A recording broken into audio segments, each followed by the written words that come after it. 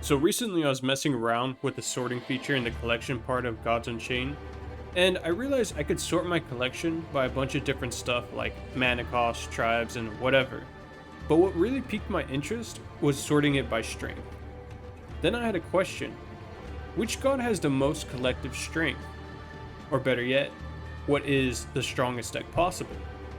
Hello everyone, I am the Outlaw, and today we'll finally answer the question nobody asked. What is the strongest deck possible in Gods Unchained? Anyway, let's dive right in. Okay, so first up we need to determine which god has the strongest creatures. Although Magic has the 12/12 monstrosity, Death has a few stronger creatures. This includes Guardian of the Underworld and Beach Colossus. So that means we have to give the nod to Death. Next up, with a little bit of researching and sorting, here we have all the cards in the deck. As you can see, Arius is the strongest card in the game, followed by Beach Colossus, Guardian of the Underworld, and Cloudborn Ether Drake. And Ladon is at the end there, and there's Healing Elites and Burnished Bull with 10 strength apiece. And there's only 2 9 strength creatures in the game, which I think is kind of interesting. Well, 3 really if you include Avatar of Magic, but we can only use 2. Then the rest of the cards are all 8 strength. But this only leaves us with 28 cards out of 30. We are still missing 2. But as of right now, the combined strength is at 279. But if I were to take out Cadence of the Infinite Sands and Mormag, we'll be missing 4 cards.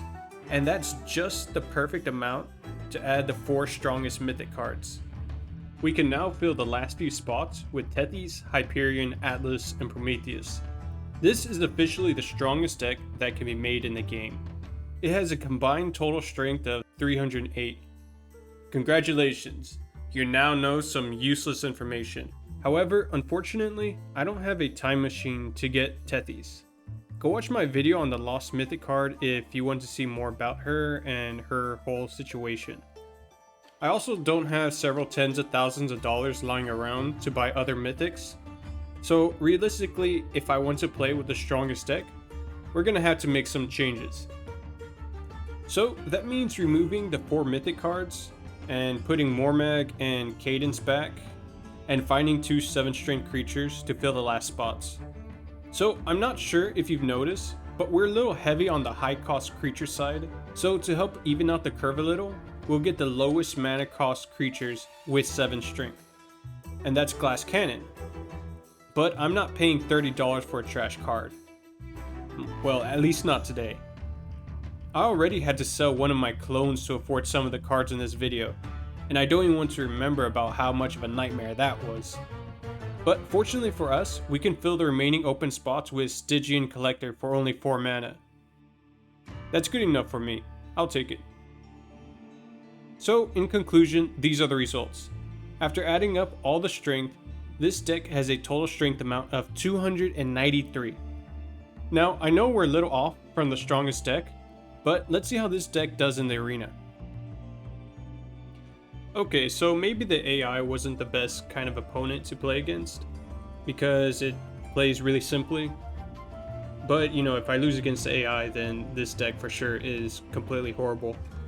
I mean, it's pretty bad already. I mean, look, there's nothing in my opening hand. What, 4 mana? That's your best hope. You can't do anything until then. But yeah, I find it pretty cool. I never really got to play Atlantean Rex in a deck because it's really not viable. But hopefully we'll play it in this match. I can't remember if I played it or not. Yeah, Avatar of Nature and whatnot. So there's really not much to this game. It's just, you know, putting as many big creatures out as you can and trying to win. Very straightforward game plan. But that 810 on the right, I forget what it's called, the Spiral Golem? Yeah, it's pretty busted. And that's the end of the game. GG's. Let's take it to the arena. But here's how my first practice match went against an actual player. So here we go, game against Deception. And Jesus, that mulligan's fast. So this video is sped up to about 300%, just like the other game. And that's my opening hand. As you can see, very good start. an 8 drop, 6 drop, and a 7 drop. Yeah, so not much in the early game, but don't worry, on turn 6, I'm gonna start destroying him with spiral golems. And honestly, I don't know why he's taking so long. I mean, I don't know. Looking at my deck, I guess. Oh, and there's the Grand Vault. So as soon as you see the Grand Vault, you can tell it's stereotypical, you know, overdraw deception deck. Not sure what he's thinking about. Just play the second one. There's a wind-up roller. Hands cluttered with a bunch of high-cost cards. Nothing to play. Just waiting. Just waiting to turn 6. Waiting to turn 6. There we go. First mill, second mill, third mill. There you go. And how's he gonna handle the? And how's he gonna handle the spiral golem? By trapdooring it, yeah. Gets obliterated. Just milling the hell out of my deck. And don't even know what that is. Mana bind. But yeah, I mean, that's the story of this game. Just can't get anything on the board. There's just not enough ramp. Just not enough early game. Mind Probe, of course. And Cobra Scepter. Another card milled. Honestly, there's not much to do here, and it's game over pretty much. This deck is just really bad. There's just nothing here.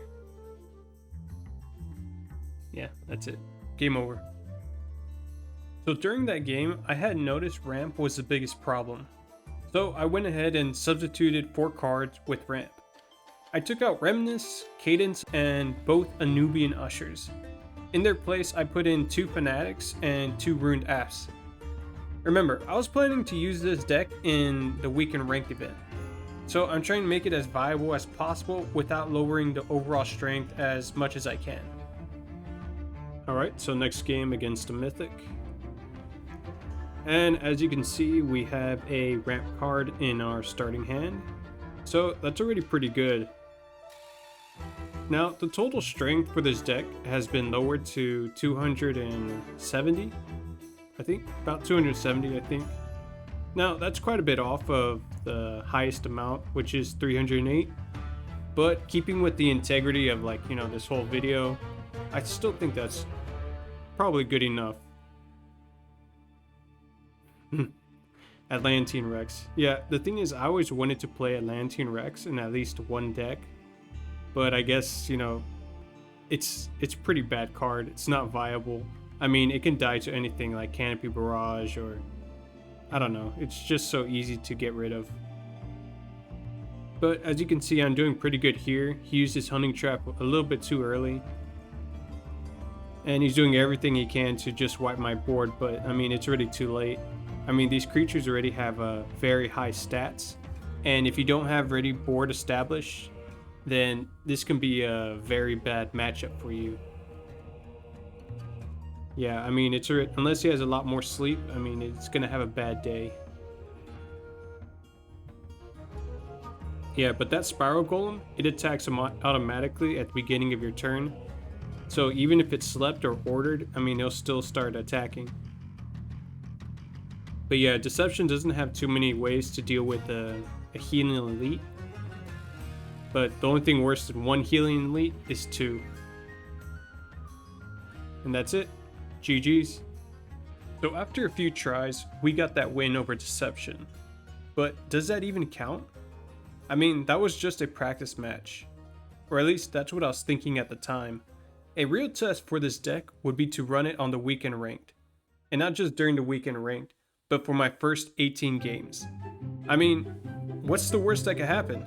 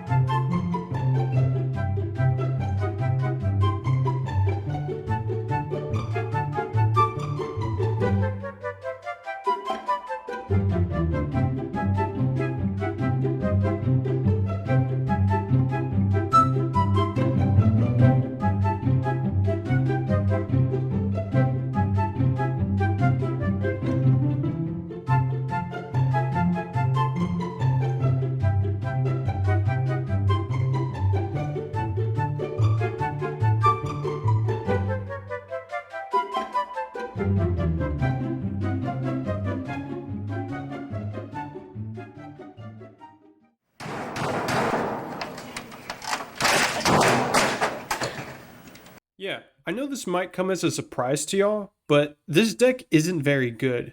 In fact, this deck might be what some players consider bad. Like, very bad. But hey, that wasn't the point of this video. The point of this video was to learn some useless information and to have fun. And I think we can all agree that we had fun. You see, this is why I don't make meme deck videos. I'll leave that to Copper, Clutch, and the other content creators. Oh, but don't feel sorry for me though. I'll be back up to Mythic in no time. In fact, I feel sorry for all the Midnight Shadow players that are going to play against my $2,000 deck.